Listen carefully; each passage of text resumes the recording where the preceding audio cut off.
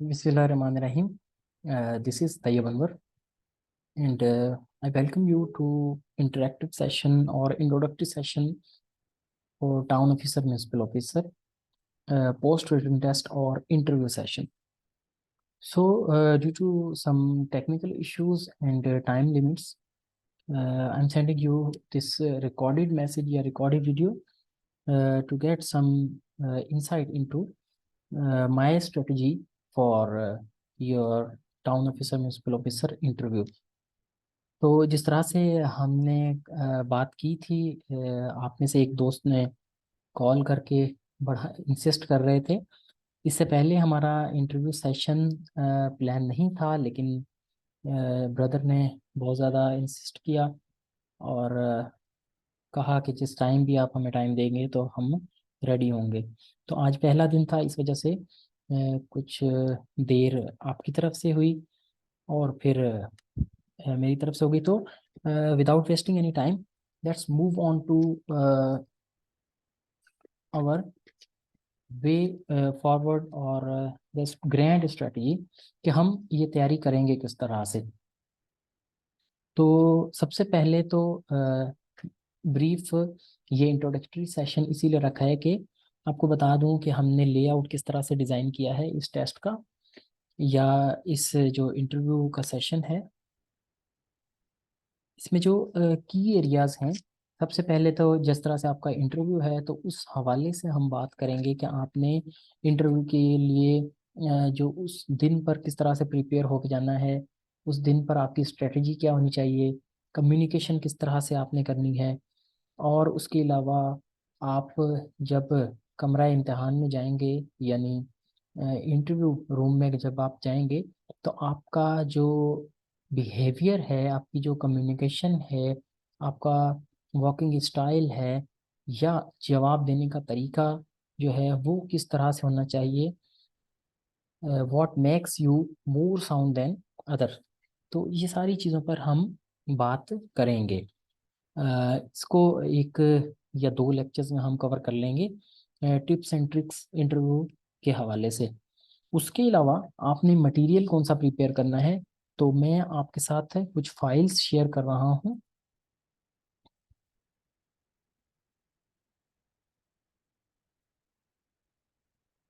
ये फाइल है, सॉरी। अच्छा, सबसे पहले तो ये सिंध लोकल गवर्नमेंट एक्ट 2013, इसको हम पढ़ेंगे। इसको हम काफ़ी डिटेल में पढ़ेंगे क्योंकि ये सारा बेसिकली फ्रेमवर्क हमें बताता है कि लोकल गवर्नमेंट का काम क्या है, लोकल गवर्नमेंट किस तरह से फंक्शन करती है, उसका स्कोप क्या है, लिमिट्स क्या है। ठीक है जनाब।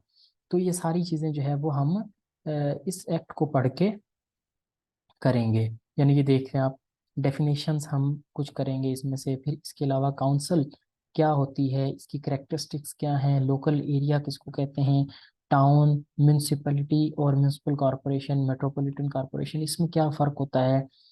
और इसी तरह से कॉन्स्टिट्यूशन या कंपोजिशन ऑफ काउंसिल, किस तरह से वो काउंसिल बनाई जाती है। अब चूंकि आपका टाउन ऑफिसर और म्यूनसिपल ऑफिसर से रिलेटेड इंटरव्यू है, तो ये सारी चीज़ें भी आपको पढ़नी पड़ेंगी। क्यों? क्योंकि टाउन ऑफिसर और म्यूनसिपल ऑफिसर के पास बहुत ज़्यादा पावर्स होती हैं और बहुत ज़्यादा इसकी रिस्पॉन्सिबिलिटी होती है। जब इलेक्टेड नुमाइंदे नहीं होते तो यही टाउन और म्यूनसिपल कमेटी के हेड होते हैं। ठीक है, इंचार्ज यही होते हैं, बीइंग अ पब्लिक सर्वेंट। अभी इस तरह से जो काउंसिल है उसके फंक्शंस क्या है, ये मैंने कुछ हाईलाइट किए हैं, लेकिन इसके अलावा भी हम बहुत सारी चीज़ों को ये करेंगे। अब इनकी और कौन से काम है, ये कमर्शियल स्कीम्स हैं, डेवलपमेंट प्लान्स हैं, कॉन्ट्रैक्ट्स हैं या वर्क्स हैं, इनको ये देखते हैं। फिर एग्जीक्यूटिव पावर्स या इनका कंडक्ट क्या है, ये सारी चीज़ें हम इसमें देखेंगे। और इसके अलावा लोकल टैक्सेशन, टैक्सेस वगैरह कौन से इंटर के अंडर में आते हैं, ये कौन से टैक्स इम्पोज कर सकते हैं, तो ये सारे जो हम इसके बारे में स्टडी करेंगे।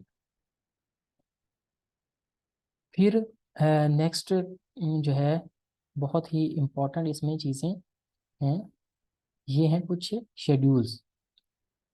शेड्यूल आके जो है वो इसमें आपको बेसिकली फ़र्क पता चलेगा कि टाउन और म्यूनसिपल ऑफिसर में फ़र्क क्या होता है, या टाउन और म्यूनसिपल में फ़र्क क्या होता है, टाउन कमेटी म्यूनसिपल कमेटी में क्या फ़र्क होता है, या कॉरपोरेशंस जो होती हैं वो क्या होती हैं, और इसके अलावा मेट्रोपॉलिटन क्या चीज़ है, इसको इन डेप्थ हम इसमें करेंगे। और वार्ड किस तरह से बनते हैं टाउन में और म्यूनसिपल में, इसी तरह से शेड्यूल 2 फंक्शंस बताता है, डिफाइन करता है कि टाउन की कमेटी और म्यूनसिपल कमेटी के फंक्शंस क्या है। और इसके अलावा कुछ कंपलसरी फंक्शंस होते हैं, कुछ ऑप्शनल्स होते हैं, मिसलेनियस होते हैं, जिस तरह से पब्लिक हेल्थ का है, वाटर सप्लाई या ड्रेनेज का है, स्लॉटर हाउसेज, स्ट्रीट एजुकेशन, और इसी तरह एनिमल्स, स्ट्रीट, जिस तरह से इनके अंडर में आ जाती हैं पब्लिक जो लॉ एंड ऑर्डर होता है बेसिक वो, और स्ट्रीट लाइटिंग वगैरह है, या छोटे छोटे काम है, यहाँ कहीं पे डिस्पेंसरी वगैरह बनवा दी, तो ये सारे इसके अंडर में आ जाते हैं। इसके अलावा दूसरा जो हमारे पास है वो ये है,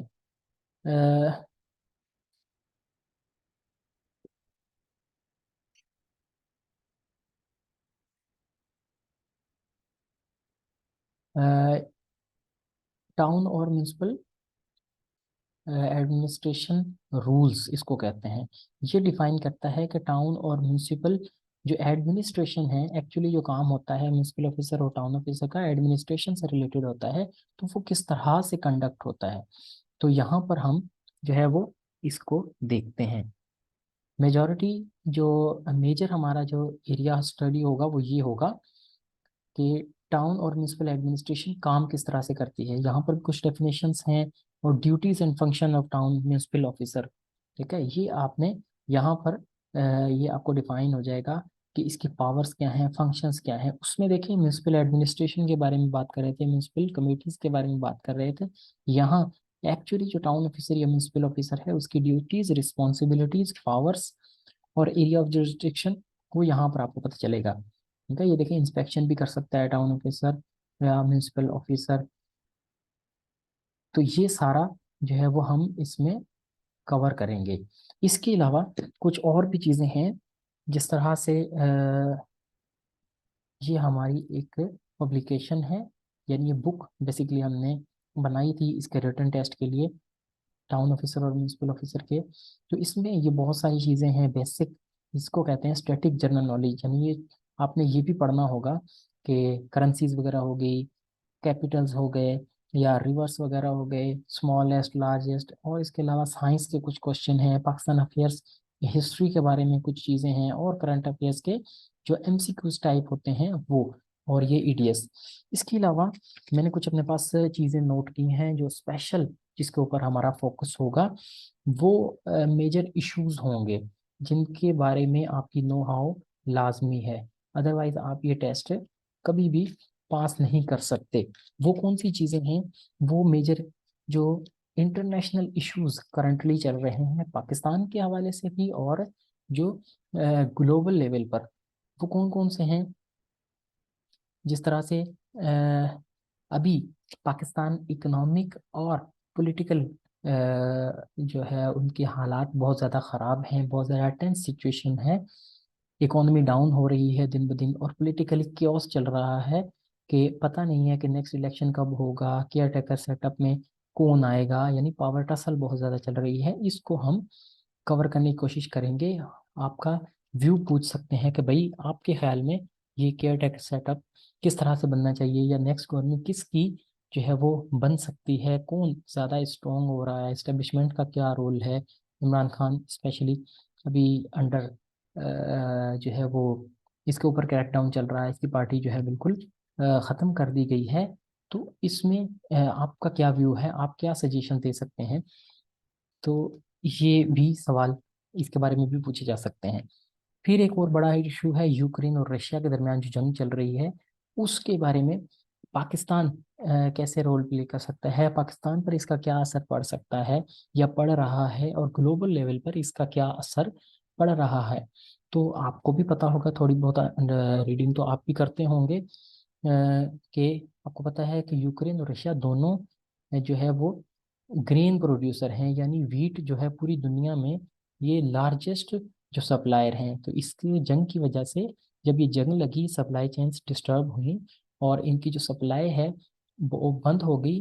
लार्ज जो ज़्यादातर अब यूरोप में इनकी सप्लाई जाती थी ग्रेन की, तो वो बंद हो गई। तो यूरोप में जो है वो बहुत ज़्यादा इन्फ्लेशन यानी महंगाई हो गई, और जो फूड स्कार्सिटी है वो वहाँ पर एक खतरा है उनके लिए इस चीज़ का।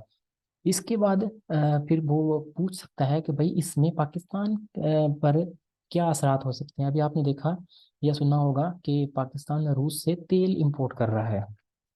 तो तेल तो रूस से इंपोर्ट कर रहा है, लेकिन यूक्रेन के साथ हमारा क्या ताल्लुक है? यूक्रेन से पाकिस्तान जिस तरह से वीट पिछले साल 2 मिलियन टन जो है वो रशिया से, और उसके उससे पहले हमने यूक्रेन से गंदम इंपोर्ट की थी। इसके अलावा यूक्रेन के साथ हमारे डिफेंस के रिलेशन बहुत ज़्यादा हैं, यानी हम वहाँ से जो टैंक्स वगैरह हैं और दूसरे वेपन्स हैं वो इंपोर्ट करते हैं। ये हमारी हिस्ट्री है। कोई 91 से हमने 300 से अबव वहाँ से हमने टैंक इंपोर्ट किए हैं। और ये भी कहा जा रहा है कि पाकिस्तान यूक्रेन को भी कुछ शॉर्ट रेंज मिसाइल्स ट्रांसफर कर रहा है थ्रू यूके, और इस तरह से डायरेक्टली नहीं लेकिन दूसरे ममालिक के थ्रू। तो इसके बारे में हम डीप अंडरस्टैंडिंग अपनी करेंगे।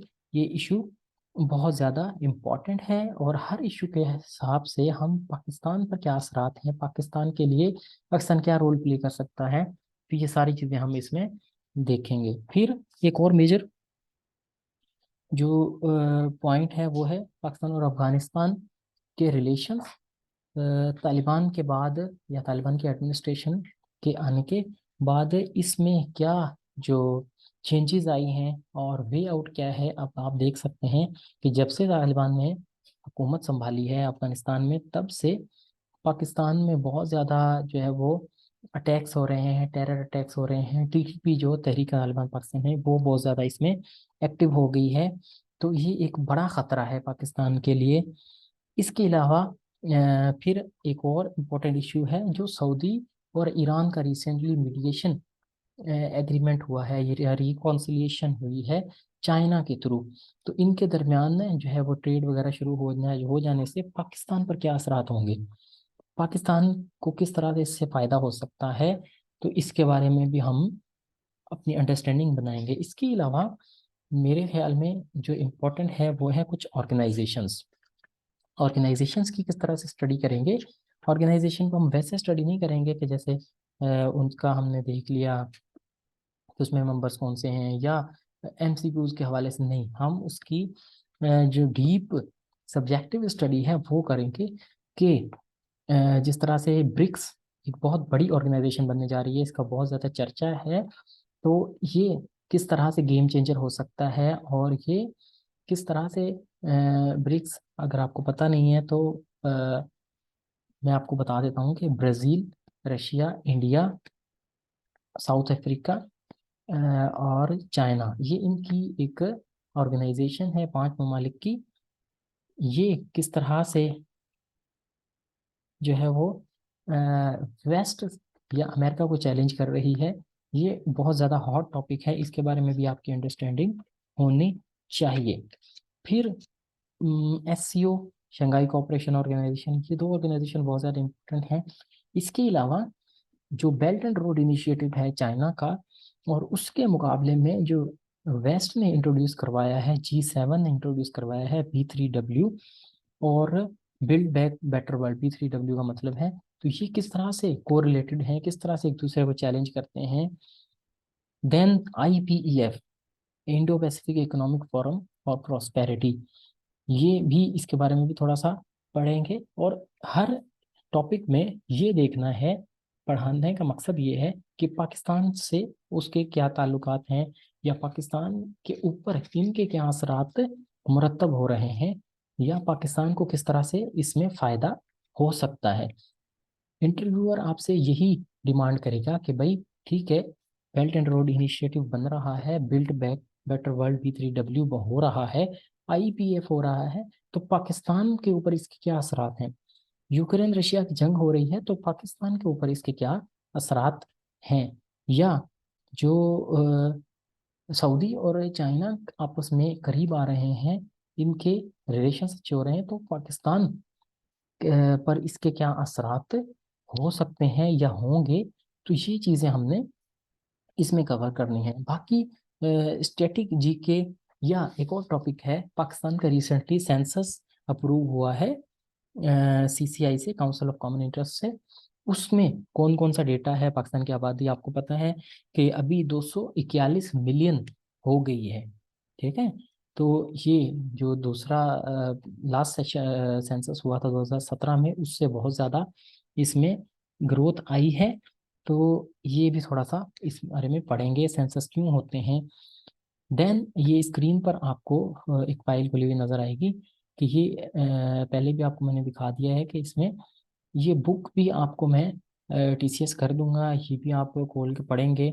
इसमें बहुत सारी चीज़ें हैं। ये सिंपल जो है वो एमसीक्यूज की तरह ये बुक बनी हुई है। इसमें से भी चीज़ें आपने याद करने वाली आपके लिए हेल्पफुल हो सकती हैं। तो मेरा ख्याल है कि टाइम अभी कम है, इस सेशन को यहीं पर वाइंड अप करना चाहिए। बाकी इंशाल्लाह कल आपके साथ लाइव सेशन में मुलाकात होगी। तो उम्मीद करते हैं कि आपके जो कंसर्न है वो काफ़ी मैंने एड्रेस कर दिए होंगे, बता दिया होगा आपको। लेकिन फिर भी लाइव सेशन होता तो ज़्यादा मज़ा आता। आपके सवालात लाइव में लेता और उनके आंसर करता। तो इंशाल्लाह कल हम सर अली को भी लाइव लेंगे, जिस तरह से मैंने आपसे बात की थी कि सर एडी हैं एफआईए में, उनके एक्सपीरियंसेस से भी आपको इंशाल्लाह फ़ायदा होगा। एसपीएससी के इंटरव्यू में, इंटरव्यू इतना हाई फाई नहीं होता, इतना टेंस नहीं होता। इसमें ज़्यादा से ज़्यादा 3 लोग होंगे इंटरव्यू में। तो पहले सिंपली वो आपका बेसिक इंट्रोडक्शन पूछेंगे। देन वो आपके थोड़ा सा इंट्रोडक्शन में ही बैकग्राउंड वगैरह आपका पूछ लेंगे, स्टडी बैकग्राउंड पूछ लेंगे। फिर वहीं से जो है वो आपकी सवालात का आगाज होगा और फिर वो पाकिस्तान और ग्लोबल लेवल पर आपको लेके जा सकते हैं, इंक्लूडिंग आपका ये लोकल गवर्नमेंट के हवाले से कुछ सवालात। अब किस तरह से आपने उनको अपने हवाले से, अपने हिसाब से किस तरह से आपने उनको ड्राइव करना है कि वो आपके स्ट्रॉन्ग एरियाज से आपसे सवालात करें। देखें, स्ट्रेटजी ये होती है कि जब आप इंट्रोडक्शन देते हैं तो उसमें से कोई एक बात आपने ऐसी करनी होती है कि इंटरव्यूअर वहीं से आपका इंटरव्यू स्टार्ट करे। मिसाल के तौर पर मेरा एक इंटरव्यू था सिंध पब्लिक सर्विस कमीशन में। तो वहाँ जो है वो ये तरीका मैंने फर्स्ट टाइम आजमाया था। अ, हाँ जी, मेरी बीए उसमें हुई हुई थी, पॉलिटिकल साइंस में, एमए सॉरी। तो मैंने अपना इंट्रोडक्शन ख़त्म इसी बात पर किया कि मैंने पॉलिटिकल साइंस में एमए किया हुआ है, तो मेरा इंटरेस्ट है इंटरनेशनल पॉलिटिक्स में। तो यहाँ पर मैंने अपना इंट्रोडक्शन ख़त्म किया। तो जब आखिरी बात आप करते हैं कि इंटरनेशनल पॉलिटिक्स में आपका इंटरेस्ट है, तो वो इंटरव्यूअर जो है वो उस चीज़ को पिक करेगा। ठीक है, अच्छा आपका इंटरेस्ट इंटरनेशनल पॉलिटिक्स में है, तो वो इंटरनेशनल पॉलिटिक्स से सवाल पूछना शुरू कर देगा। तो इंटरनेशनल पॉलिटिक्स में जब आप बोलेंगे तो आपने ये मेजर मेजर इश्यूज जो करंट वर्ल्ड के हैं वो हम आपको करवाएंगे कवर इसमें। ठीक है, तो जब आप उन चीज़ों के बारे में आपको नॉलेज होगी तो वो सवालात भी उसी चीज़ के बारे में पूछेगा। उसके बारे में ये नहीं पूछेगा कि भाई अमेरिका का सदर का नाम क्या है, अमेरिका के डिफेंस मिनिस्टर का नाम क्या है, नहीं। वो पूछेगा कि भाई अभी जैसे यूक्रेन और रशिया के बारे में दरमियान जंग हो रही है, तो अमेरिका इसमें किस तरह से इसकी हेल्प कर रहा है, या इंटरनेशनल पॉलिटिक्स में पाकिस्तान का क्या रोल है रशिया और यूक्रेन के की जंग के हवाले से। तो वो आपके ऊपर डिपेंड करता है कि आपने अपना कौन सा स्ट्रॉन्ग एरिया बताना है। तो यानी आप 2 लोग हैं, तो यानी पहला अगर ये बता दे कि भाई मुझे इंटरेस्ट है स्पोर्ट्स में, तो स्पोर्ट्स में वो आपसे फीफा के बारे में सवाल पूछ सकता है, और इसी तरह ओलंपिक्स के बारे में सवाल पूछ सकता है। रिसेंटली जिस तरह से ये टेस्ट सीरीज चल रही है मुख्तलिफ कंट्रीज की, इसमें पूछ सकता है। यानी इंग्लैंड और ऑस्ट्रेलिया के दरमियान जो बहुत ही कंट्रोवर्शियल डिसमिसल हुआ इनके इंग्लिश बैट्समैन का, उसके बारे में आपसे अटैक ले सकता है वो। तो ये आपके ऊपर डिपेंड करता है कि आप उसको इंटरव्यू के लिए कौन सा टोकन फेंकते हो, कौन सा पत्ता आप फेंकते हो कि वो वहां से आपका इंट्रोडक्शन सॉरी इंटरव्यू स्टार्ट करे। तो ये सोलरली आपके ऊपर डिपेंड करता है। इसको मजीद एलाबोरेट करेंगे हम इंटरव्यू में आपने किस तरह से जानना है, कैसे बैठना है, कैसे सवाल के जवाब देने हैं। ठीक है, तो ये सारी विनिंग स्ट्रेटजीज आपके साथ बिल्कुल शेयर करेंगे, और दूसरी चीज़ों के बारे में भी आपकी तैयारी करवाएंगे। तो उम्मीद करते हैं कि इंट्रोडक्टरी सेशन आज का आपके लिए हेल्पफुल होगा और आप इससे ज़रूर मुस्तफीद होंगे। तो यहाँ पर इस मीटिंग को मैं समझता हूँ कि एंड करते हैं। बाकी इंशाल्लाह कल आपसे लाइव सेशन में मुलाकात होगी। Thank you.